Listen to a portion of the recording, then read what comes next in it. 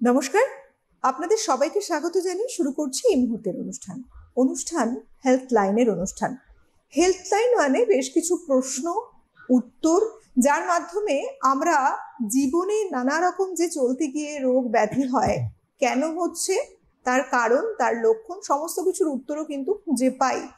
এবং কিছু কিছু লক্ষণ এবং উত্তরগুলো যদি আমরা আগে জানতে পারি, অর্থাৎ কি সমস্যা, তার লক্ষণ কি হতে পারে, তার চিকিৎসা পদ্ধতি কি আছে, পুরোটা জানতে পারলে কিন্তু আমাদের মধ্যে যারা অনেকে রয়েছেন, খুব ভয় থাকে বেশ কিছু মানুষের মধ্যে অনেক রোগ ব্যাধি নিয়ে, সেটাও অনেকটা দূর হয়।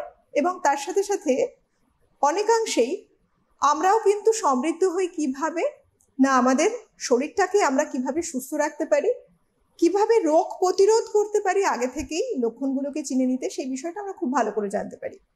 এখানেই বলবো যে হেল্প লাইনের প্রয়োজন আছে, কারণ বর্তমান সময়ে রোগ বাড়ছে। আমরা যদি বলি যে ক্যান্সার ব্রেস্টের কথা, ধরুন আজকের সময় দাঁড়িয়ে যে মহিলারা আক্রান্ত হচ্ছেন এই ব্রেস্ট ক্যান্সারের মতো সমস্যায়, তারা হয়তো নিজেরা নিজেদের বুঝতে পারছেন না যে একটা সমস্যা দিনে দিনে দানা বাঁধছে। তারা কিছু কিছু সময় কিছু কিছু লক্ষণ হয়তো বা শুনেছেন বা নেট সার্চ করে দেখেছেন, নিজেদের মধ্যে এক্সামিনেশনের মাধ্যমে কিছু হয়তো বুঝতে পারছেন, কিন্তু সঠিক সময় ডক্টরের কাছে পৌঁছচ্ছেন না তারা। এটাও অনেকটা সাংঘাতিক, একটা প্রাণঘাতী হতেই পারে আগামী দিনে গিয়ে। তাই প্রত্যেকটা মুহূর্তে একটু সজাগ সচেতনতা কিন্তু থাকার অবশ্যই প্রত্যেকের প্রয়োজন আমাদের। আজকে যে বিষয়টা নিয়ে মূলত আলোচনা করব, এই যে ব্রেস্ট ক্যান্সার নিয়ে, এটা কিন্তু শুধুমাত্র মহিলাদের সমস্যা নয়, বেশ কিছু পুরুষদেরও এই সমস্যা হতেই পারে। তাই দিনে দিনে সমীক্ষাটা বলছে এই সমস্যাটা বাড়ছে। কেন বাড়ছে, আমরা কি করে প্রতিরোধ করতে পারি এই রোগের, এবং কিভাবে সুস্থ থাকতে পারি যাদের অলরেডি এই রোগ হয়ে গেছে, একজন ডক্টরের সাজেশন মেনে আমরা কিভাবে সুস্থ থাকবো, সমস্তটা জানান দেওয়ার মাধ্যম আজকের আমাদের এই অনুষ্ঠান অবশ্যই। এবং আমাদের সঙ্গে যিনি রয়েছেন আজকে আমার সাথে, যিনি চর্চায় থাকছেন এই বিষয়টা নিয়ে, বিশেষজ্ঞ চিকিৎসক ডক্টর অভিজিৎ চৌধুরী, ক্যালকাটা মেডিকেল কলেজের প্রাক্তনী জেনারেল সার্জন। আমাদের বিষয় সরাসরি যাব স্যারের কাছে। স্যারকে অনেক স্বাগত। স্যার নমস্কার, আমরা ভালো যে থাকবেন। হ্যাঁ স্যার, আমরা আজকে যে বিষয়টা নিয়ে কথা বলছি, এটা বহু মানুষের কাছে একটা ভয়ের কারণ। প্রথমেই ক্যান্সার মানে একটা ভয়ের কারণ, কিন্তু বিভিন্ন সময়ের সমীক্ষা বলছে দিনে দিনে রোগটা বেড়ে চলেছে। নারীদের তো বটেই, অনেক সংখ্যায় বেড়েছে, তাদের পুরুষদেরও কিন্তু হচ্ছে। প্রথমেই জেনে নেব যে এই সংখ্যা বেড়ে যাওয়ার কারণটা কি, কেন বাড়ছে।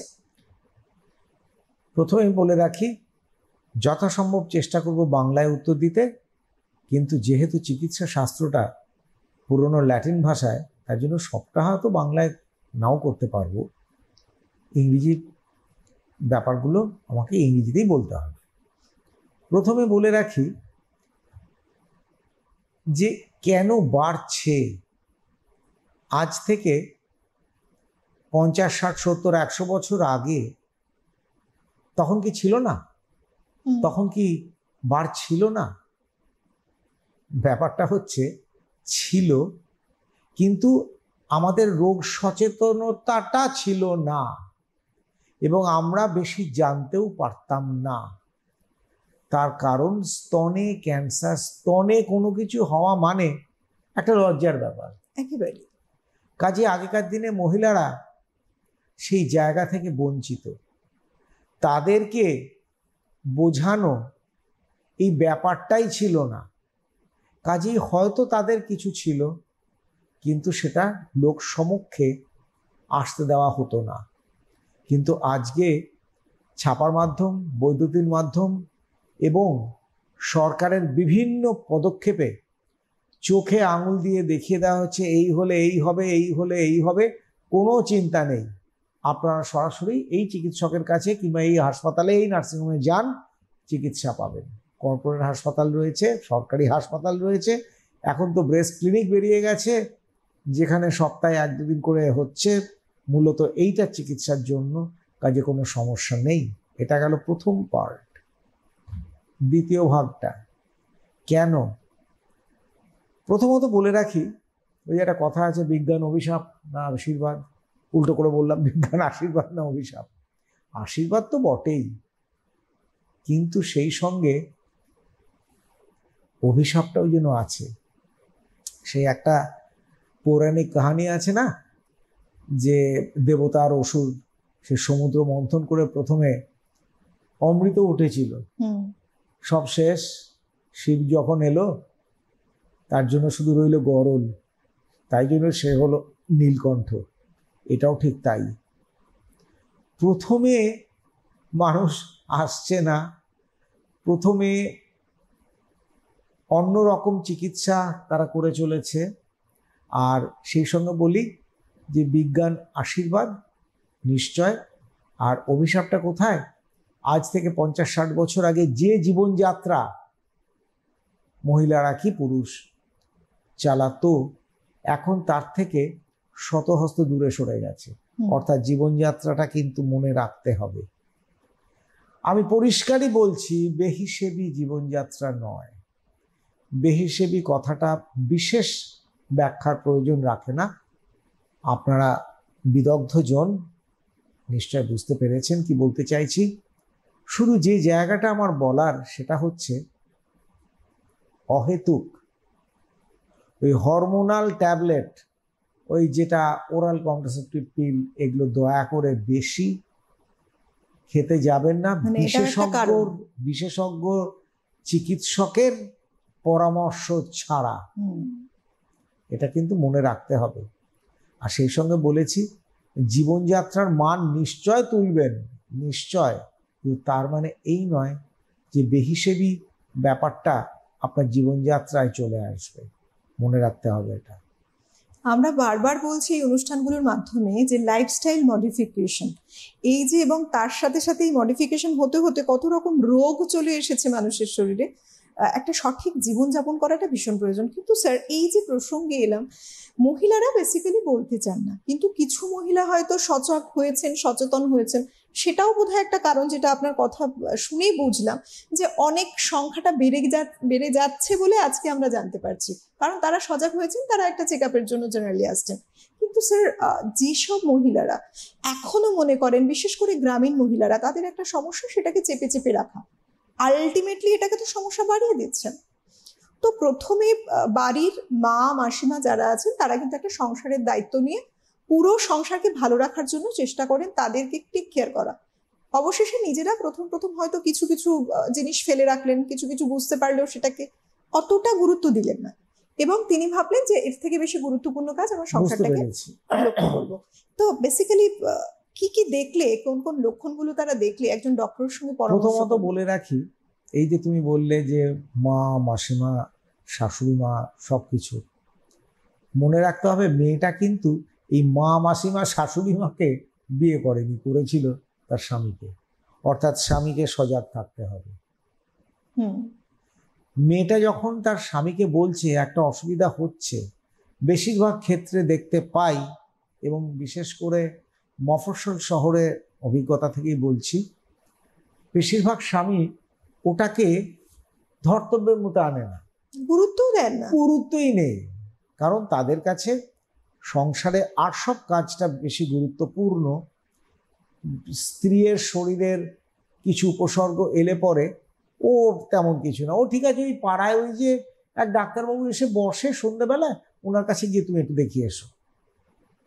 এই একটা দায় সারা গোছে। আমি নিজে যেহেতু আধুনিক অ্যালোপ্যাথ চিকিৎসক এবং সেই পড়াশোনাটুকুই করেছি, আর বাকি করতে পারিনি কিংবা করিনি, কাজে আর কি প্যাথিতে কি সারে আমি জানি না। কিন্তু আমার এই আধুনিক অ্যালোপ্যাথ চিকিৎসায় গোড়ার দিকে যদি আসে, সম্পূর্ণভাবে সারানো যায়। মনে রাখবেন, এটা সম্পূর্ণ নিরাময় করা যায় একদম গোড়ার দিকে। অর্থাৎ কি দেখে মনে হলো, হঠাৎ দেখা যাবে। তার আগে বলে রাখি, প্রত্যেক মহিলার এখন উচিত সজাগ হয়ে যাওয়া। ঘরে ওই লম্বা আয়না কিংবা ড্রেসিং টেবিলের সামনে কিংবা বাথরুমে নিজের স্তন নিজে পরীক্ষা করা। আচ্ছা, 2 সপ্তাহে অন্তত একবার। যদি পরীক্ষা করে দেখতে পারেন, কি কি দেখবেন, হাত দিয়ে চেপে চেপে দেখলেন যে কোথাও একটা শক্ত মতো কি যেন ঠেকছে, মাথায় রাখবেন, চিকিৎসকের পরামর্শ দরকার। এটা কোনো নর্মাল নয়। না, হঠাৎ দেখলেন স্তন বৃন্তটা কেমন যেন লাগছে, মাথায় রাখুন, ডাক্তারের পরামর্শ দরকার। হঠাৎ দেখলেন স্তন বৃন্ত থেকে কি যেন একটা বেরিয়ে আসছে, রস মতো। সেই রসের বিভিন্ন রং আছে, রং প্রভেদে অনেক রকম হয়। যদি বা বেরোয়, তবু আপনাকে যেতে হবে চিকিৎসকের কাছে। আর হঠাৎ ব্যথা হচ্ছে, টিপলে পরে আরো বেশি ব্যথা, চাপলে পরে বেশি ব্যথা, এবং অনেক সময় চামড়াটা কোথায় যেন একটু কুঁচকে টুচকে যাচ্ছে, একটা ফুসকুড়ি যেন কোথায় হঠাৎ চোখে পড়ল।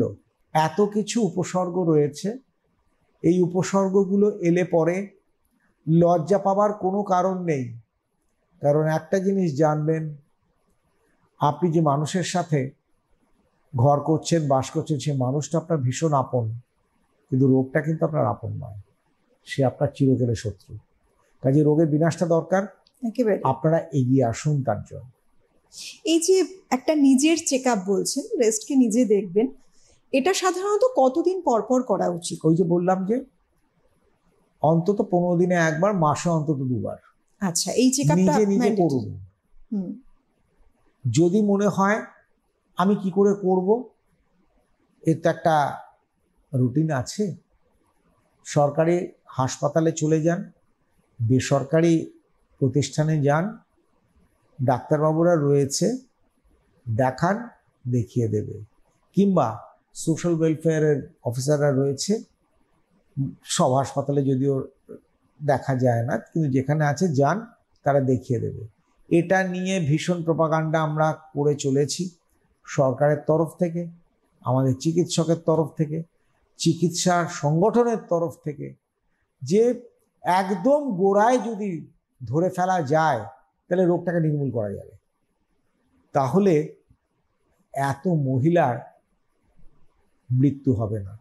মনে রাখবেন, আমাদের এই দক্ষিণ পূর্ব এশিয়া, যার মধ্যে ভারতবর্ষ রয়েছে, শ্রীলঙ্কা রয়েছে, পাকিস্তান রয়েছে, বাংলাদেশ রয়েছে, নেপাল রয়েছে, ভুটান রয়েছে, এই সমগ্র অঞ্চলে প্রথম মারণ রোগ হচ্ছে জরায়ু ক্যান্সার, আর সবচেয়ে 2 নম্বরে যেটা উঠে আসছে সেটা হচ্ছে স্তনের ক্যান্সার।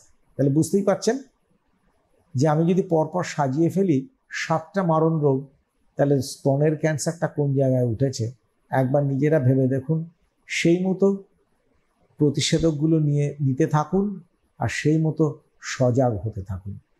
স্যার, এই যে ব্রেস্টে যে যে চেঞ্জেস কথা বললেন, যে কোনো একটা কিছু বেরোচ্ছে বা কালার চেঞ্জ হচ্ছে ব্রেস্টে, কিংবা কুঁচকে যাচ্ছে চামড়া, ছেলেদের ক্ষেত্রেও কি একই রকম লক্ষণগুলো থাকে? ছেলেদের ক্ষেত্রেও একই রকম, কম বেশি হেরফের নিয়ে কিন্তু আসে। আচ্ছা, এটাই হলো ব্যাপার। আর ডক্টর, এই যে আমরা যদি বলি বয়সের কথা, একটা বয়সে যে কোনো জিনিসে দেখা যায় যে এই বয়সটা সাধারণত রিস্ক একটা জোন, এই সময়টায় হওয়ার সম্ভাবনা বেশি। তো ব্রেস্ট ক্যান্সারের ক্ষেত্রে সাধারণত বয়সের কি কোনো এজ লিমিট আছে? বয়সের একটা দেখা গেছে 15 বছর থেকে শুরু করে 70 বছর 80 বছরও দেখেছি। আচ্ছা, যে কোনো বয়সের মধ্যে হতে পারে? হতে পারে। বহু মহিলারা কিন্তু এমনও আসেন স্যার যে কোনো রকম ব্যথা নেই, কিন্তু একটা ফোলার মতো কিছু লাগছে ব্রেস্টে, তিনি রীতিমতো ভাবছেন যে এটা কি হতে পারে। অনেক সময় তারা নিজেরাই ভাবতে থাকেন, আবার কেউ কেউ যারা একটু সজাগ মানুষ ডক্টরের কাছেও পৌঁছে যান। ব্যথা না থাকলে সেটাও কি বুঝতে হবে যে এটা অবশ্যই ক্যান্সার? ব্যথা নেই, কিন্তু একটা ফোলা ভাব রয়েছে, আচ্ছা, যে একটা লাল হয়ে আছে, একটা ফুসকুড়ি মতো হয়েছে, চামড়াটা কোথায় যেন একটা কুচকোনো লাগছে, চামড়াটা যেন কুচকে ভেতর দিকে ঢুকে যাচ্ছে, ভাবতে হবে, চিকিৎসকের পরামর্শ নিতে হবে। এতে কোনো দ্বিমত নেই, মানে কোনো একটা লক্ষণকে ফেলে দেওয়ার নেই। কোনো একটা জিনিস মনে রাখতে হবে, স্তনের যে কোনো রকম টিউমার 90% কিন্তু ক্যান্সার নয়। আচ্ছা, কিন্তু 10% ক্যান্সার, এইটা মাথায় রাখুন। এবার নিজেরা বুঝুন। তাই আপনি তো জানেন না কোনটা ক্যান্সার আর কোনটা ক্যান্সার নয়, কাজে প্রথমেই যে উপসর্গটা এসেছে সেটা নিয়ে ডাক্তারের কাছে যান। নিজেও আপনি শান্তি পাবেন এবং যদি কিছু হয়ে থাকে গোড়াতেই নির্মূল করা যাবে। সাধারণত ক্যান্সারে দেখা যায় যে অ্যাওয়ারনেসে একটা স্ক্রিনিং এর ব্যাপার থাকে, বারবার বলা হয় একটা স্ক্রিনিং করার কথা। সেক্ষেত্রে ব্রেস্ট ক্যান্সারের ক্ষেত্রে স্ক্রিনিং এর জন্য কতদিন পর পর যাওয়া উচিত?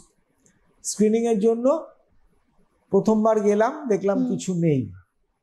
এখন যা ইদানিং যা জীবনযাত্রা হয়েছে 6 মাস বাদে বাদে চলবে স্ক্রিনিং। আচ্ছা, মানে 6 মাস অন্তর একটা স্ক্রিনিং করলে স্ক্রিনিং অবশ্যই দরকার। একজন মানুষের যদি স্যার বেশিরভাগ দেখা যায় যে কোনো একটি মানে দেখা গেল একটা নতুন বাচ্চা সবে জন্ম দিয়েছেন মা, ধরা পড়লো কোনো পরীক্ষার মাধ্যমে যে তার একটা ব্রেস্ট ক্যান্সার রয়েছে, তো বেবিদের ক্ষেত্রে একটা ব্রেস্ট ফিড করানোরও ব্যাপার কিন্তু থাকেই। তো সেক্ষেত্রে কি করবেন সেক্ষেত্রে সেক্ষেত্রে সেই মাকে চিকিৎসার জন্য তো যেতেই হবে। একটা মাত্র ব্রেস্টে হয়েছে, কাজেই যদি সম্ভব হয় আর একটা ব্রেস্টে খাওয়ানো যেতে পারে, কিন্তু তার আগে কথাটা হচ্ছে যদি সম্ভব হয়। তা না হলে সেই বাচ্চাকে অন্য মায়ের ব্রেস্ট মিল্ক কালেক্ট করে খাওয়ানোর একটা ব্যাপার থাকে, সেটা হতে পারে। আর তা না হলে আজকাল অনেক ভালো আর্টিফিশিয়াল ফুড বেরিয়ে গেছে বাজারে, সেই দিয়ে। কিন্তু তাই বলে ব্রেস্ট ফিড করছি বলে মাকে ফেলে রাখা চলবে না, আছে এরকম কিছু আছে। হ্যাঁ, আর বেশিরভাগ সময় দেখা যায় যে মানুষ কিন্তু বিশেষ করে এই সময়গুলো সব রকম একটা টেস্টের মধ্যে দিয়ে যান, আগে পরে খেয়ালই করেন না, এবং টেস্ট করতে গিয়ে ধরা পড়লো নানা রকম সমস্যা। শুধু এটা কেন, আরো অনেক কিছু দেখা যায় XYZ নানা রকম সমস্যা বেরিয়ে গেছে। এটা খুব কমন একটা ব্যাপার, এবং এক্ষেত্রে জেনে নেওয়া প্রয়োজন যে আমরা কোথায় সচেতন হব, কোথায় সজাগ থাকব। এবং বেসিক্যালি এই অনুষ্ঠানগুলো তাদের জন্য, যে একটা সচেতন হতে হবে আমাদের, কোথায় আমাদের বিশেষ করে ইনিশিয়েটিভ নিয়ে একজন ডক্টরের কাছে পৌঁছেও যেতে হবে। লাইফ, আমরা জীবনকে প্রত্যেকে ভালোবাসি, নিজেদেরকে ভালো রাখতে চাই, কিন্তু ছোট ছোট স্টেপ একটু মিস হয়ে গেলে অনেক রকম বড় বিপদও কিন্তু আসতে পারে। এক্ষেত্রে যাদের অলরেডি একটা ব্রেস্ট ক্যান্সার রয়েছে, যারা অলরেডি ট্রিটমেন্টের আন্ডারে আছেন, কিছু ডক্টরের সাজেশন তো থাকেই, তাছাড়াও কি স্যার নর্মাল লাইফ লিড করতে পারেন একজন সাধারণ মানুষ, যেমন সবটাই লিড করতে সাধারণ পারছেন? একজন মহিলা তার ব্রেস্ট ক্যান্সার হয়েছে, চিকিৎসার মধ্যেই সে রয়েছে, অবশ্যই যতটা সম্ভব তাকে সাধারণ জীবনযাপনে ফিরিয়ে দিতে হবে। সে সাধারণ জীবনযাপন করবে। এটা করো না, সেটা করো না, তা করো না, তা কিন্তু নয়। কারণ সে মহিলাটা তো আরো মানসিক বিপর্যয়ে হয়ে যাবে। কাজেই তাকে সবচেয়ে বড় দরকার তার একটা সাইকোলজিক্যাল কাউন্সেলিং। আজকাল কিন্তু হচ্ছে, ব্রেস্টে কিছু হলে পরে অবশ্যই সাইকোলজিস্টের একটা রোল থাকে, তারা বলছে।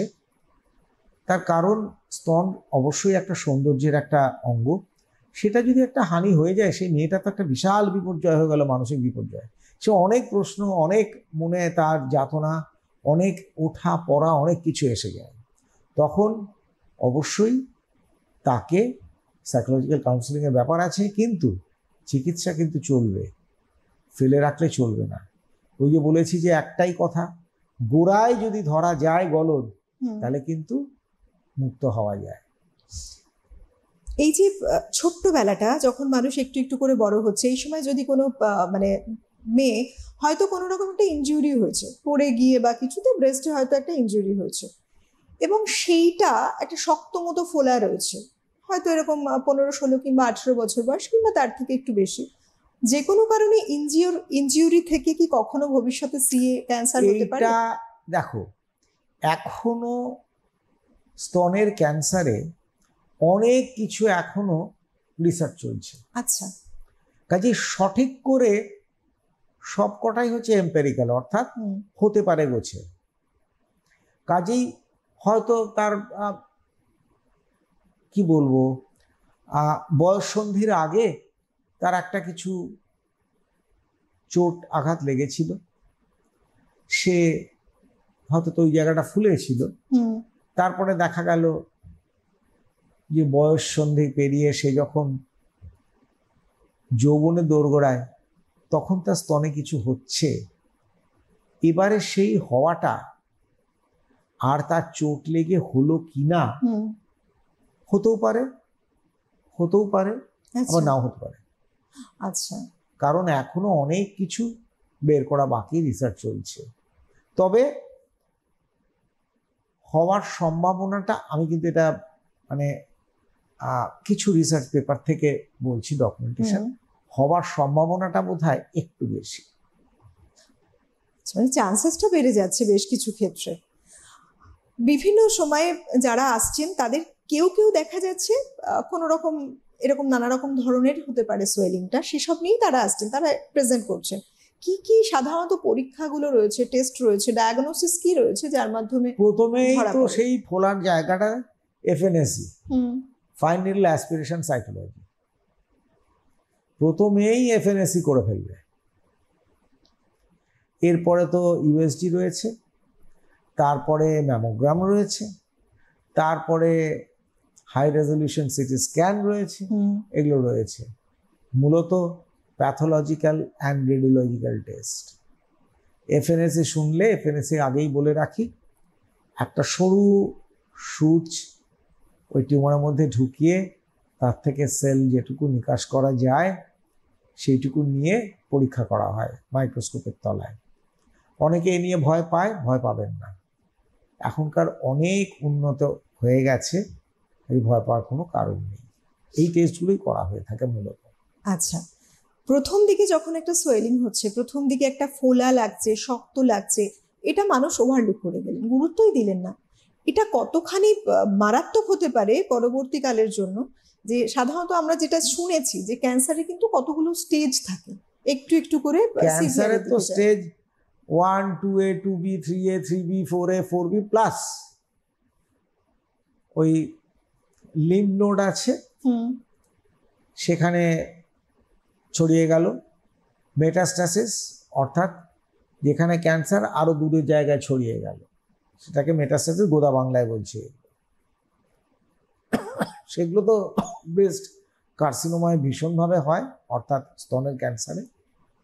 সেই জন্য বলছি, ওই যে ফোলাটা হঠাৎ দেখা গেল কিছুদিন বাদে ওখানে আলসার হয়ে গেল, তার মানে কিন্তু বুঝে নিতে হবে আরো লালচে হয়ে গেল, দেখতে একটা কেমন যেন লাগছে, তারপরে ফেটে গিয়ে আলসার হলো, বুঝে নিতে হবে গোড়া স্টেজ কিন্তু একটা দুটো কিন্তু পেরিয়ে চলে গেছে। কাজেই ফোলা কোনো কিছু যখন আসছে, দৃষ্টিগোচর হচ্ছে, আমাকে কিন্তু সজাগ হতেই হবে। স্যার, এখন চিকিৎসা অনেক উন্নত, যেটা এবং অত্যাধুনিক, প্রত্যেকটা মুহূর্তে দেখা যাচ্ছে নতুন কিছু ইনভেনশন, নতুন কিছু পদ্ধতি এমন রয়েছে যেটা অনেক সেফেস্ট ওয়ে এবং অনেক উন্নত মানের চিকিৎসা। এক্ষেত্রে বর্তমানে সময়ে যদি বলি, বর্তমান সময়ে দাঁড়িয়ে এমন কি উন্নত চিকিৎসা পদ্ধতি রয়েছে এবং তার সাথে সাথে এটা কতটা মানুষের একটা সার্ভাইভাল রেটটা ঠিক কতটাই রয়েছে সেক্ষেত্রে? ওই যে বললাম, গোড়ায় যদি আসো একদম প্রথমে, তাহলে বেঁচে যাওয়ার সম্ভাবনা তো শতকরা 95 থেকে 96%। প্রথমেই এলো, দেখে বুঝে গেল ক্যান্সার নয়, কিংবা ক্যান্সার নয়, তার তো এমনি অন্যান্য টুকটাক যা চিকিৎসা আছে দিয়ে ছেড়ে দিল। কিন্তু তাকেও কিন্তু ওই সেলফ স্ক্রিনিংয়ে থাকতে হবে, আর ওই স্ক্রিনিং প্রোগ্রামগুলো অ্যাটেন্ড করতে হবে। আর যাদের ক্যান্সার বেরিয়ে গেল, তাদের তো গোড়ায় একদম প্রথম স্টেজে চলে গেছে, তখন সেইখান থেকে চিকিৎসা শুরু হলো, তারা কিন্তু নিরাময় হওয়ার সম্ভাবনা শতকরা 90 থেকে 95%। কিন্তু দুঃখের বিষয়, কেউই তো গোড়ায় আসে না, সবাই ওই ঝাড় ফুঁক এসব, ওখানে গেলে অপারেশন করতে হবে না, কে কি বুদ্ধি পরামর্শ দিল জানি না, যখন এলো তখন প্রায় সব শেষ, অর্ধমৃত। তখন যতই আমি করি না কেন, 60% যখন হয়ে গেছে, এগিয়ে চলেছে, তখন সেখানে যদি মনে করি অপারেশনের পরে তারপরে রেডিওথেরাপি কিংবা কেমোথেরাপি দিয়ে যদি 5 থেকে 7 বছর যদি বাঁচে, বড় যে টেনে টেনে 10 বছর, অনেক পারে। কিন্তু মনে রাখতে হবে, আবার রিপিট করছি, গোড়ায় আসতে হবে। যখনই কিছু সমস্যা হচ্ছে আপনি চলে যান, আসুন। এই যে মানুষের একটু একটু করে সেরে ওঠা, এই সময় মানুষের মধ্যে একটা প্যানিক কাজ করতে থাকে, আদৌ কি আমি সেরে উঠছি?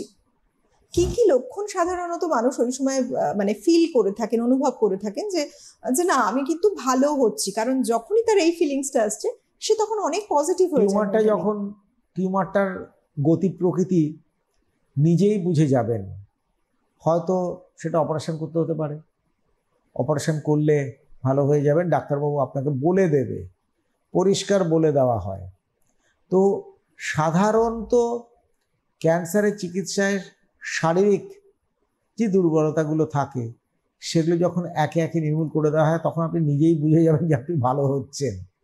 কাজে এটা হয়ে গেলে আপনি মনে করুন এটা ভালো হচ্ছেন, এই ব্যাপারটা নয়। সেটা তো সহজ উপায়। আপনার যে সমস্যাটাগুলো ছিল, যে ব্যথা ট্যাথাগুলো, সেগুলো যদি চলে যায়, দীর্ঘমেয়াদীভাবে চলে যায়, তাহলে তো আপনি ভাবছেন যে ভালো হচ্ছেন আপনি। এবং ওই যে বললাম চিকিৎসাটা এমন সহজ সরল স্বচ্ছ, ডাক্তারবাবু আপনাকে সামনে বসিয়ে বুঝিয়ে দেবে, কাজে আপনি তখনই বুঝতে পারেন ভয়ের কোনো কারণ নেই। কিন্তু আবারও বলছি, ওই যে ভয়ের কারণটা কোথায়? আপনি তো প্রথম তিনটে পদক্ষেপ তো ছেড়ে দিয়েছেন। উপসর্গ যখন হচ্ছে এবার উপসর্গ বাড়তে চলেছে, বাড়তে চলতে চলতে তখন 60-70 এগিয়ে চলে গেছে, তখন তো ভীষণ অসুবিধাজনক হয়ে পড়ে। স্যার আমরা একেবারে অনুষ্ঠানের শেষের দিকেই যাচ্ছি, তো জানতে চাইবো যে সাজেশন কি থাকবে বেসিক্যালি, কারণ আজকের সময় দাঁড়িয়ে যেহেতু সমস্যাটা বাড়ছে এবং অ্যাডভান্স স্টেজে মানুষ পৌঁছচ্ছে ডক্টরের কাছে, এটাই ভয়ের কারণ। তো সেক্ষেত্রে কি করবেন মানুষ, কিভাবে তারা নিজেদের দৈনন্দিন জীবনযাপন করবেন? ওই যে বললাম, জীবনযাত্রাটা বেহিসেবি করবেন না, জীবনযাত্রার মানটা বাড়ান, কিন্তু হিসেবটাকে ঠিক রাখুন। 2 নম্বর হচ্ছে শরীরের যত্নটা আপনাকে নিজের নিতে হবে। শরীরটা আপনার মন্দির, মন্দিরে যেমন দেবতাকে গিয়ে পুজো করেন, নিজের শরীরটার যত্ন দিয়ে একটু পুজো আর্চা করুন, তাহলেই আপনি বুঝতে পারবেন। আর উপসর্গ হলে চিকিৎসকের কাছে যান, সহজ উপায় এটা। একেবারে মানে সমস্যা আছে, সমাধান আছে, কিন্তু যে কোনো জিনিসে আমরা প্রথমে শুনে ভেবে এত ভয় পেয়ে যাই বলে ডক্টরের কাছে অনেক ডিলে করে পৌঁছাই। বরং এটা সমাধান নয়। সমাধান কোনটা না, আপনার মধ্যে কোনো লক্ষণের চেঞ্জ দেখতে পাচ্ছেন শরীরে, ব্রেস্ট ক্যান্সার নিয়ে আজকে আমাদের আলোচনা ছিল, যে যে বিষয়গুলো ডক্টর বললেন এরকম কিছু দেখতে পাচ্ছেন মানে আর দেরি করা যাবে না, ডক্টরের কাছে পরামর্শ নিন সঠিক সময়, একেবারে প্রথম দিকে এলে সম্পূর্ণ কিওর পসিবল। অনেক ধন্যবাদ ডক্টর আপনাকে, ধন্যবাদ জানাবো আপনাদের সবাইকে। খুব ভালো থাকুন, সুস্থ থাকুন প্রত্যেকে। নমস্কার।